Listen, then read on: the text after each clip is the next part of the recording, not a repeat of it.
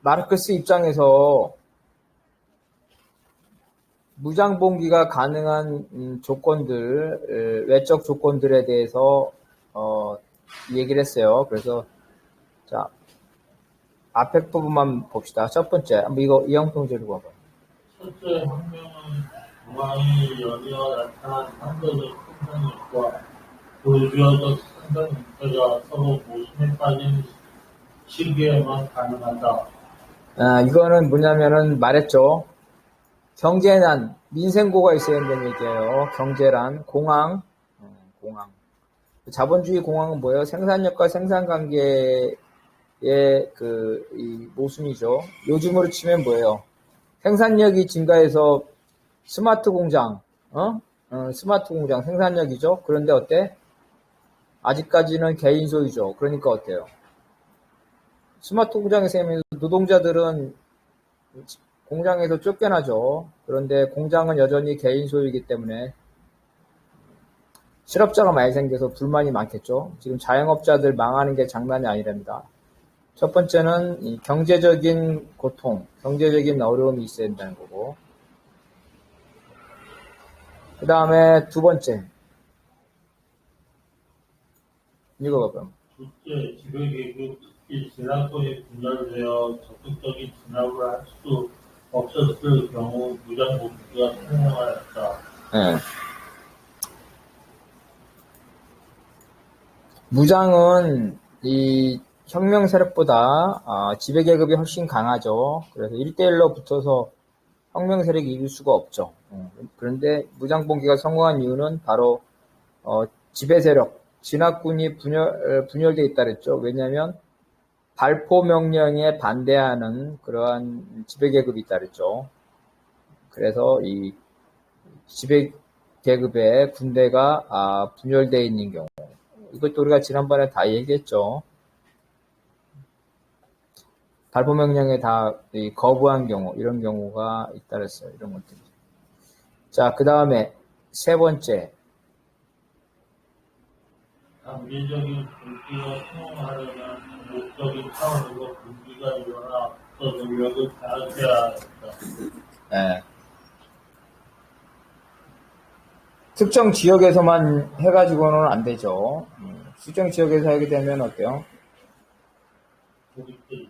고립되고, 그 다음에 진압군을 그쪽에다가 한꺼번에 다 모으겠죠. 그래서 동시다발적으로.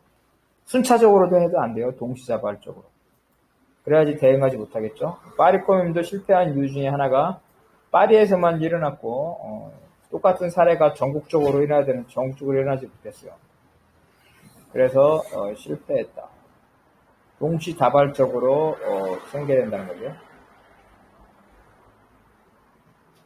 그 다음에 1848년 2월 혁명의 성공이 보여주듯이 노동자, 농민이 프롤레타리아트의 주변에 결집하여 인민이 단결했을 때 혁명은 강력한 지렛대를 얻었다. 그래서 노동자 혼자 힘으로는 어렵다 그랬죠.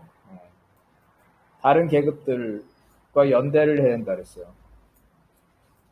그래서 그 연대를 했을 때, 연대가 왜 중요하냐면, 농민이나 소부르주아를 땡기지 못하면, 농민이나 자영업자를 땡기지 못하면, 농민이나 자영업자가 부르주아 편에 서서 오히려 진압분대를 한다 그랬죠.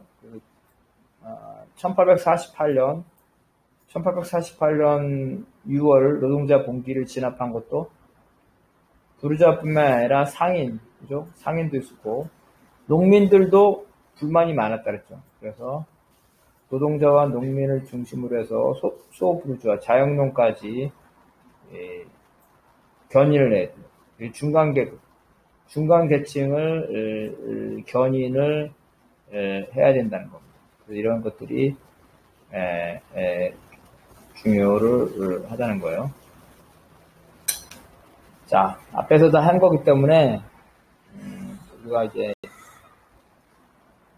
할 필요 없고, 그 다음에 두 번째는 부르주아 자유권과 의회의 활용이라는 거예요.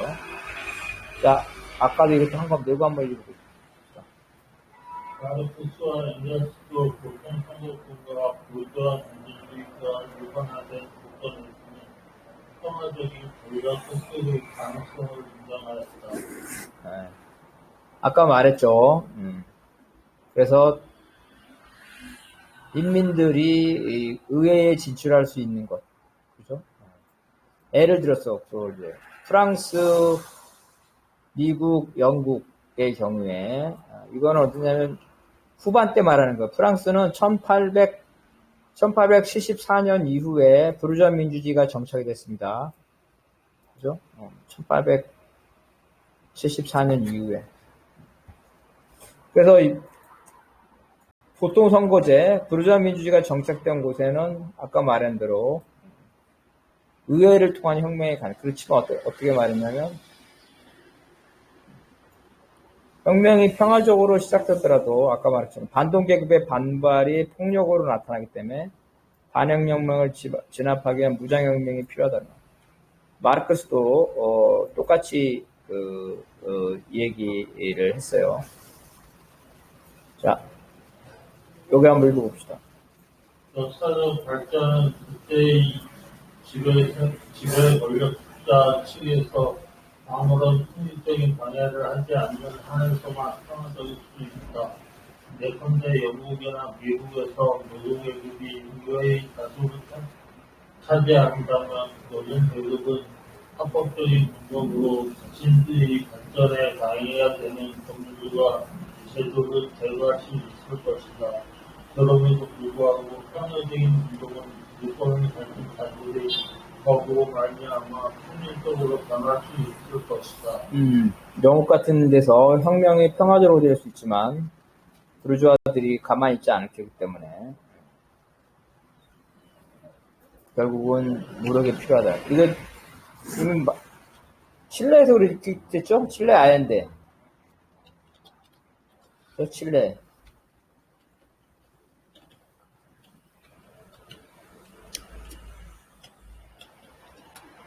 선거로 됐잖아요. 그죠? 선거로 됐고, 미국, 그 다음에 카톨릭, 그 다음에 자본가, 그죠? 얘들이 힘을 합해서 어땠어? 힘을 합해? 반사회주의 운동을 했죠. 그죠? 그 다음에 우익노조, 우리로 치면 한국노총 같은 우익노조 파업을 했어. 칠레 아일랜드 정권을 무너뜨렸죠. 이게 선거로서 합법적으로 정권을 잡았는데 이러한 반사회주의, 반동 쿠데타를 진압할 힘이 없었어요. 반면에 어때? 쿠바. 베네수엘라는 어때? 베네수엘라. 여기서도 반혁명 있었죠? 반혁명. 누가 다 미국이 지원하죠. 미국이 지원해. 여기서는 아직도 어때요? 이런 반혁명을 극복했죠. 반혁명을 극복. 요번에 또 망명했대더라고요. 스페인으로 망명했다는, 어디로 망명했다는 것 같은데. 예. 베네수엘라, 미국이 지원하는 베네수엘라 부르주아 지도자가 스페인으로 망명을 했다 합니다. 그래서 이와 같이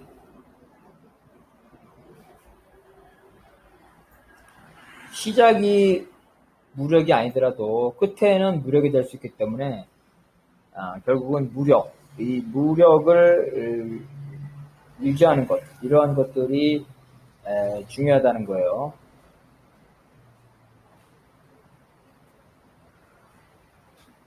그래서 이렇게 되려면 어떻게 해야 되냐면은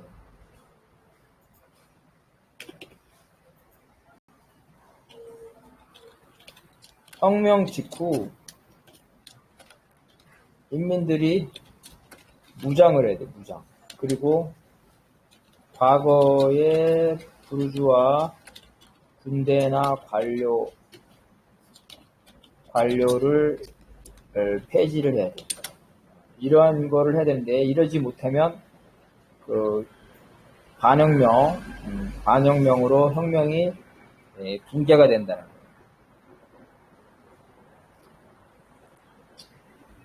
선거제도도 마찬가지라 그랬죠? 여기서 보통선거제가 부르주아 지배수단에서 해방의 도구로 변형되었다. 선거제도도 부르주아 선거를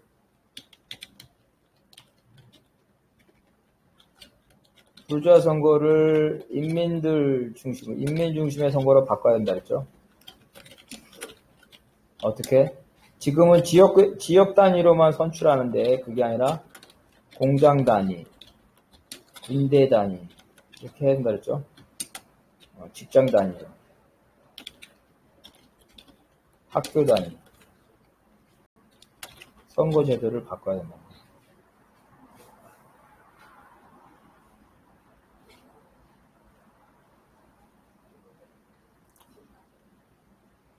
그래서 어떤 이 선거는 되게 중요하다. 선거, 그죠? 선거는 어때요? 이 선거는 보장이 돼야 돼요. 그래서 공산당 선언에서도 이 선거를 최우선의 임무로 하나로 했고, 독일에서의 공산당 요구에서도 선거를 주장했어요. 그래서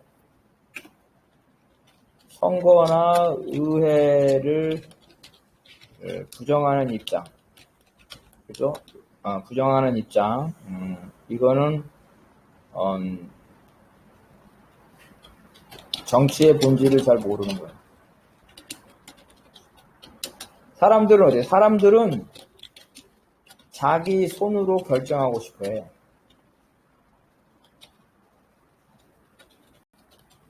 그 선거를 하고 싶어 한다고.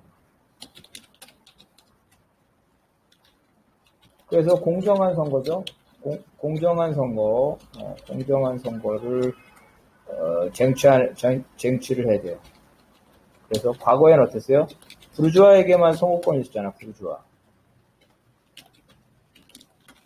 이 선거권 확대 투쟁이 영국이나 프랑스나 독일 모두에서 전부 다 있어 왔다는 거예요. 그래서 선거를 무시하면 안 된다. 선거 불참은 아주 예외적인 경우에만 가능한 거고, 대부분들은 선거에 참여한다. 레닌도 그러죠? 러시아 혁명 시대에 짜르 체제 아래에서 선거, 듀마 선거에 참여했어요. 듀마 선거에 참여했어요.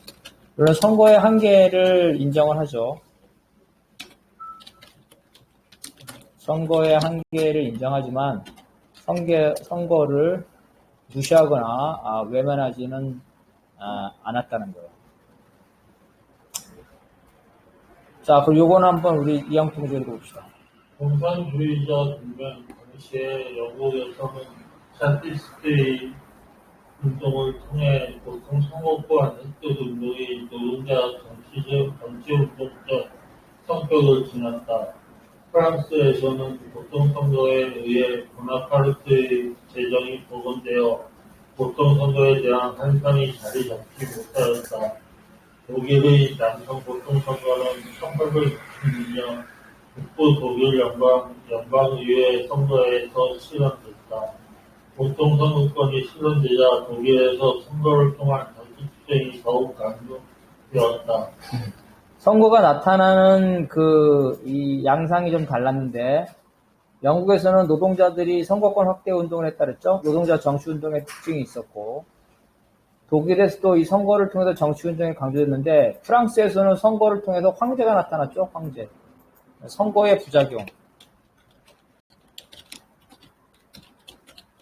왜 그러냐면은, 농민들이 보수가 됐다는 거죠. 농민들이 보수가 돼서 황제를 선출했다.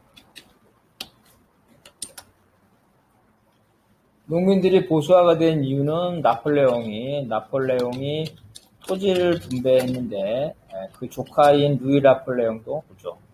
조카도, 삼촌처럼 친농업 정책을 펼칠 거라고 농민들이 믿었다는 거예요.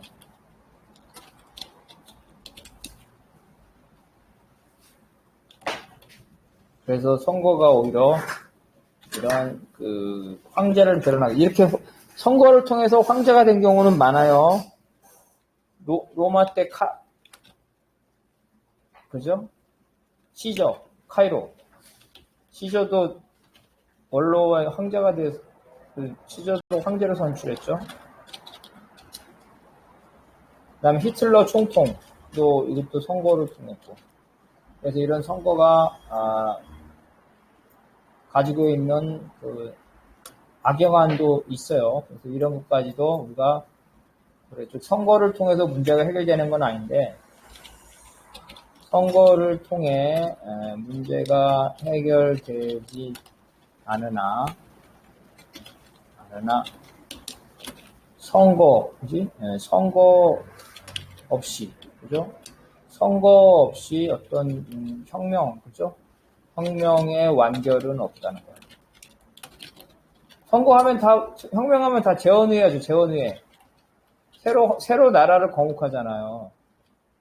새로운 나라를 건국하는데 헌법을 만들어야 되나 헌법. 그럼 다 선거를 해야 돼요. 그래서 선거가 불가피해. 선거를 할 수밖에 없었지만 선거를 통해서 모든 문제가 해결되는 것은 아니다는 거예요. 그 다음에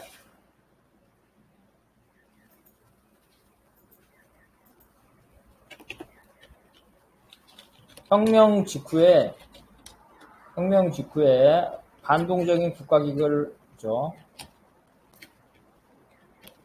반동적인 국가기구를 혁파 새로 해야 되죠. 어떻게? 노동자 권력에 맡길 거예요. 여기 이제 말하는 거예요. 가만 놔두면 혁명이 실패한다 그랬죠. 왜냐면 구지배 계급의 관료와 군대 때문에. 그래서 프랑스 혁명 때 어떻다 그랬어요?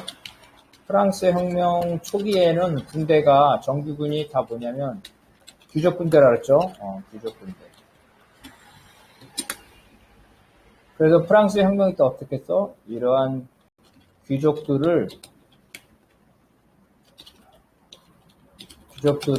군대에서 축출했어. 군대에서 추방해버렸어.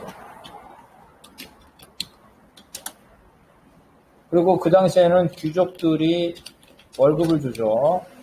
월급을 준다. 근데 이제는 그게 아니라 국가가 노동자와 농민을 고용을 해서 이들에게 월급을 주죠. 그래서 이게 국민군. 이게 국민군이야. 국군이야, 국군. 국민군. 국군이 생긴 거야. 귀족의 군대가 아니라 국가의 군대죠. 그래서 프랑스의 혁명이다. 혁명군대. 이 프랑스 혁명군대가 그래서 승승장구했던 게 그것 때문에 그렇다는 거죠. 프랑스는 국군, 국민군이었고, 다른 나라는 귀족의 용병이었어요. 귀족의 용병. 그러니까 당연히 프랑스 군대가 더 싸움을 잘했을 거예요. 그래서 혁명 이후에는 부르주아 국가를 노동자 국가로 바꿔야 된다는 거죠.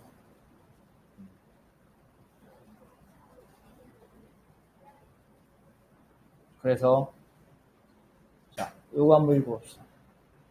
이런 측면에서 혁명 직후 부르주아 국가를 즉시 폐기하는 것이 아니라 노동자 국가로 개조하여 가구적으로 활용해야 한다. 선거를 통해 장악한 국가 권력의 본질은 부르주아 권력이기 때문에 노동자들은 이러한 부르주아 국가를 자신의 목적을 위하여 사용할 수는 없기 때문이다. 여기서 중요한 거예요. 어떤 주장을 하냐면 무정부주의자들은 무정부주의자의 주장. 국가는 그죠? 국가는 자본가들의 통치 수단이다. 자본주의 타도 직후 국가를 바로 소멸시켜야 한다. 이렇게 주장한다는 거, 부정주의자들은. 근데 그게 아니라는 거예요. 왜냐하면 혁명 이후에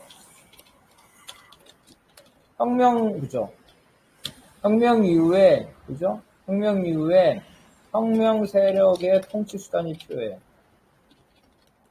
혁명 세력도 군대가 필요하고 경찰이 필요하죠. 그래서 국가기구, 군대와 경찰을 바로 없애는 게 아니라 군대와 경찰의 성격을 근본적으로 없앤다. 성격을 근본적으로 변화시킨다. 어떻게? 노동자 군대,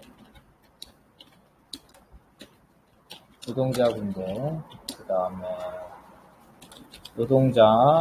경찰 이렇게 바뀐다고요. 과거의 군대는 어때? 지휘부가 전부 다 지휘관이 다 귀족이었겠죠. 이제는 일반 사병, 노동자, 사병 중에서 지휘관이 탄생해요. 이게 이제 노동자 군대가 되는 거죠. 경찰도 마찬가지고.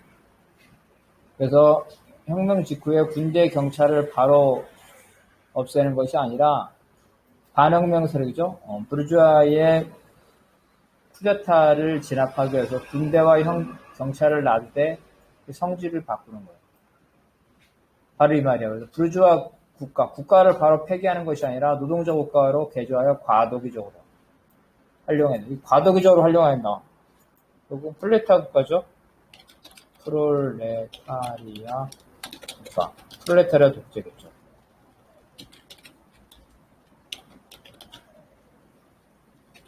이런 게 개념이 다 막스 시대입니다 나왔다는 거예요. 자, 이거 한번 읽어.